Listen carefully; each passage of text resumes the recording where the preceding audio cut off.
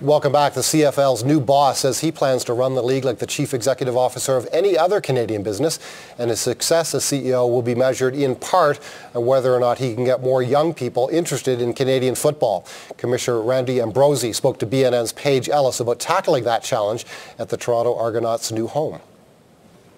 Well, the process, from the very beginning of the search conversation was really about a CEO-style leadership role. Really running the business as a CEO would run any other business. And while the league has its unique qualities, I think what I've been asked to do is really run the Canadian Football League, and obviously I'm going to do it in a collaborative way. But I've been asked to to really take charge of the business of our game. One of your challenges as CEO of this league is to really attract new fans, young fans.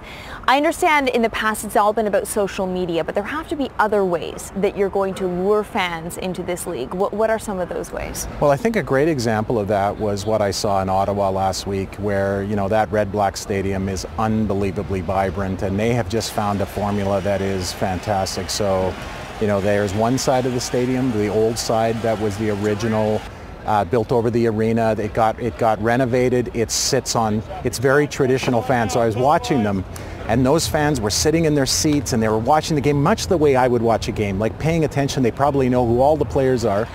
The other side of the stadium has a big concourse inside. It's the new side of the stadium.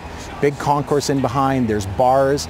And then the end zones, they call it the biggest railing in the world. And people basically run into the stadium to get a spot, and I watched those fans, and a lot of times they weren't actually watching the game. There was such an amazing atmosphere, just like a gigantic nightclub basically. They were having fun, and in the second half I went for a walk just to watch, and about half or more of them, when there was something exciting on the field, would turn to the field or one of the scoreboards to see what was happening, but they were there for the atmosphere.